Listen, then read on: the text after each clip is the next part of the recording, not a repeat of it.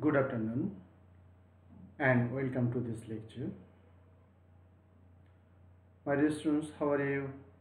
Hope all of you are very fine. Today I will discuss a topic from English first paper. Let's start. Before that I am going to disappear.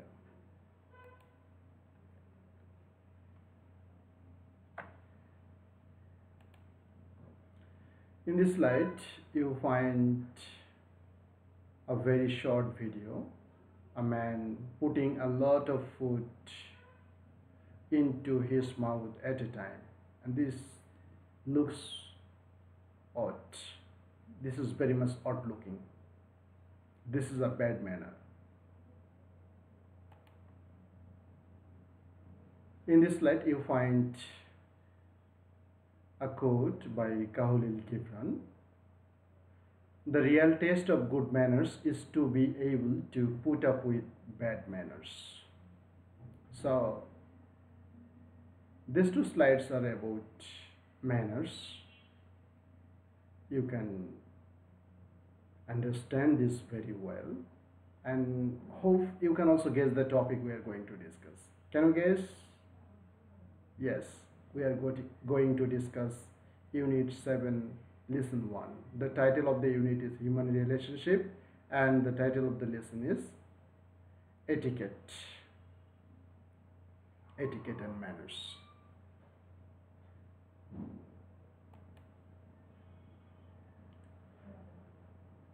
By the end of this lecture, you will learn some new words. You will be able to tell the meaning of some unknown words. You will be able to answer the multiple choice questions on this text and some short questions on this text. First, we will know the meanings of the unknown words. Greet, the first word. Greet means to say hello to somebody or to welcome them. The synonymous words are receive, meet, hail, welcome, and antonymous word is ignore. The next word is culture.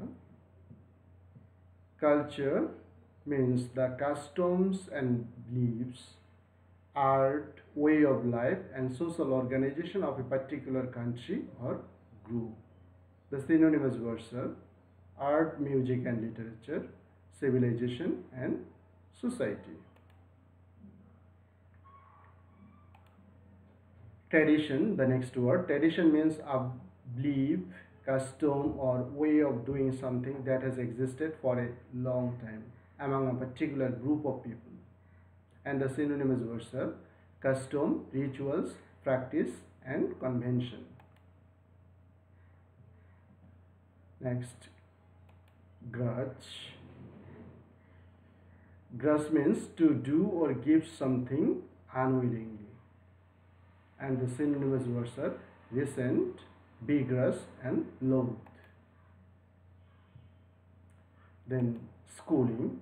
Here schooling doesn't mean educational institution. Rather, schooling means the education you receive at school.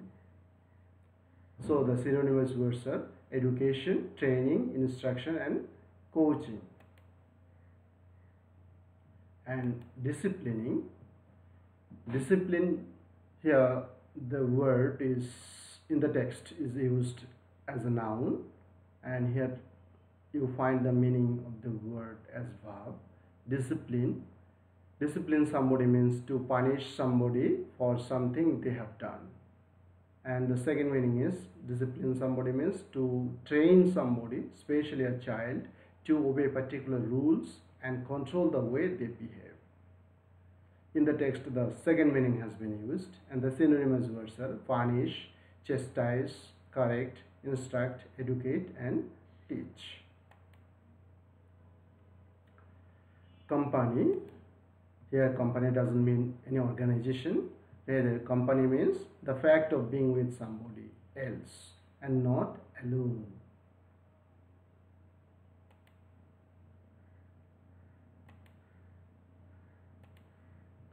Here you get another word, wedding. Wedding means a marriage ceremony and the meal and party that usually follows it. And the synonymous words are marriage and nuptials. And the antonymous word is divorce.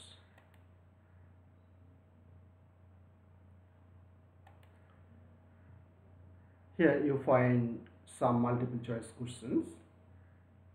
Choose the right option from the four alternatives. What does the word greet mean in the first line of the first phrases? Greet. To welcome, to say goodbye, to handshake, to touch one's fist with your own. These are the four options. Last option, to touch one's fist with your own. This means one way of welcoming people or saying hello to people. In this pandemic situation, handshake is restricted and forbidden, and so some people use this gesture to welcome somebody. This is also called fist bump. So this is one of the ways of welcoming people. To handshake, this is another way of welcoming people. To say goodbye, bidding farewell, and to welcome. So the first one is correct. Actually, greet means to welcome. This doesn't mean just one way of welcoming people. This means welcome or to say hello to people. So the first option is correct. The third and fourth options are ways of welcoming people. Two ways of welcoming people. But greet means to welcome or to say hello. So the first option is correct here. What is the synonym of culture? The word used in the second line of the first verses. Second line of the first is culture. Here the options are horticulture, civilization, urbanization, pisciculture. Horticulture and pisciculture are the studies of cultivating plants and fish. Urbanization, the process of making a town or city. So these three options are not correct, and the rest one, I mean the civilization, this is the correct answer. As we have seen in the meaning of greet, we have found the synonymous words, and there we got the word civilization. What does the word tradition means? The options are oscillation, society, rule, and convention. So tradition, as we have seen the meaning of the word tradition, a practice that has been existing in a society or among a group of people for a long time. And the synonymous words of tradition are convention, a practice. So here we get the word convention, and this is the right option, not rule, society, or oscillation. What does grudge refer to? Grudge means to do or accept something unwillingly. And we have found the synonymous words: begrudge, resent, and loathe. And here we have got the word resent. So this is the right answer. Love and adore, almost same. Agree, this is also not the synonym of the word grudge. Here resent is the correct option. What does the word schooling mean? In the fifth line of the first verses, I have already told you that school, when you hear the word school, then you think of an educational institution. But here, schooling doesn't mean the educational institution or any institution. Here the options are educational institution, academy, education, institution. So institution, academy. Academy is also educational institution. So these three options are not correct. Rather, schooling means teaching given at a school, that is education. So the third option is correct. What does disciplining mean in line 6 of first paragraph? Disciplining, here the options are teaching, complaining, rearing and caring. As we have seen, disciplining actually means teaching. So the first option here, this is correct. Not complaining, rearing or caring. Now you find some short questions here. My dear students, while answering the short questions, you should follow the language of the questions. You should not just copy the text. You should not use the sentences or the text word by word from the given basis. Rather, following the language of the text, you should answer the question. You must take the information from the text, because you cannot take the information outside the text. You must take the information from the text, but you will not use the text word by word as you get in the given basis. So let's see the answers of these questions one after another. The first question, what are the things that you follow to welcome your visitors? What do your elders tell you? So what are the things you follow to welcome your visitors? And what do your elders tell you? You will get the answer in the underlined text. As a child, you must have been told to greet your elders and visitors to your home according to your culture and tradition. So what are the things that you follow?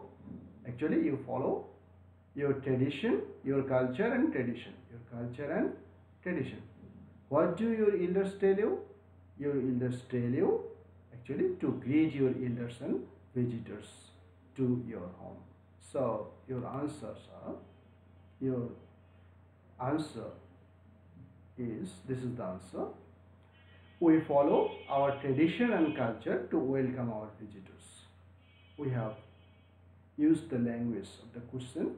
We follow our tradition and culture to welcome our visitors. And our elders tell us to greet or welcome our elders and visitors. You can also add this portion to our home. Okay, this is the answer. So while answering the question, we have used the language of the questions, and you must do this. You get the answer in the underlined text, but you cannot just copy this text word by word. In that case, your answer will not be correct. Now question B, what do your elders and your parents teach you? You will get the answer in the underlined text here. You must also have been taught to be polite in company and keep quiet while others, especially your elders, spoke. The question is, what do your elders and your parents teach you? Here the question is in present tense, so you must use present tense.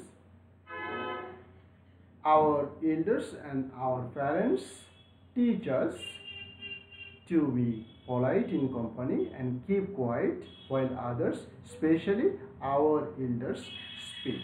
This is the answer. Let's see. Our elders and our parents teach us to be polite in company and keep quiet while others, especially our elders, speak. So we have taken the information from the underlined text, but we did not copy the text word by word. And you will do the same thing. First, you will use the language of the text. You will use the tense of the question. and this way you will answer the question. Now question C, what are the things that you are to consider as social being?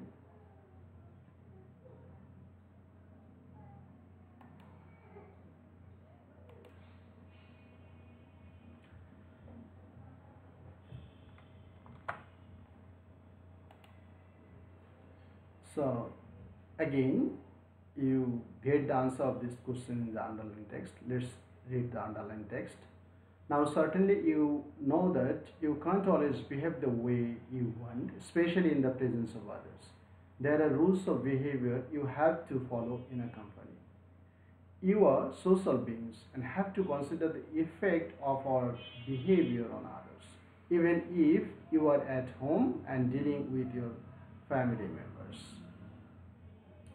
So what are the things that we are to consider as social beings? The answer is, the things that we are to consider as social beings are that we can't always behave the way we want, especially in the presence of others. We have to follow rules of behavior in a company, and we have to consider the effect of our behavior on others. We have used the information given in the text, but we did not copy the text word by word. Now give an example of a bad manner except the one mentioned in the text. Here in the text you find an example of bad manner. For example, it is a bad manner to speak with food in one's mouth. So this is one bad manner. In the first slide in the video you have seen another example of bad manner, and we can use that. For example, it is a bad manner to put a lot of food into your mouth with your mouth wide open. So it's bad manner to speak with food in one's mouth. It is bad manner to speak with food in one's mouth. It is also bad manner to put a lot of food into your mouth with your mouth wide open, as you find in the video. So the question demands except the one mentioned in the text. So this is mentioned in the text and this is another one, as you have found in the short video. This is another example of bad manner. Whom and where do you learn good manners from? Mention one of the expressions that help you to make your day pleasant. In the underlined text you find the answer. We learn etiquette and manners from our parents, families, and various institutions such as schools, colleges, and professional bodies. We know how important it is to say please and thank you in everyday life. A few more polite expressions such as pardon me, excuse me, may I, are bound to make your day smooth and pleasant. Where, whom and where, from whom and from where, that is from which person and from which places do you learn manners. So actually we learn manners from our parents, families, and various institutions such as schools, colleges, and professional bodies. So the answer is, we learn good manners from our parents, families, and various institutions such as schools, colleges, and professional bodies. And mention one of the expressions that help you to make your day pleasant. Here you find a few expressions, and we have mentioned here thank you. This is one of the expressions. Thank you is one of the expressions that help us to make our day pleasant. My dear students, you can make the habit of using these polite expressions. Really, if you use these expressions in your daily life, this will help you to make your day smooth and pleasant.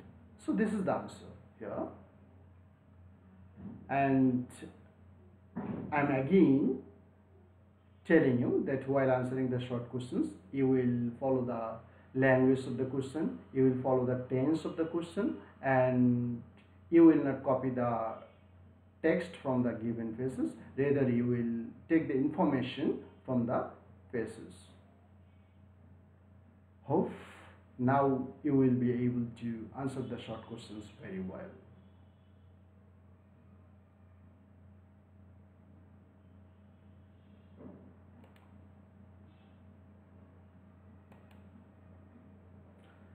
That's all today.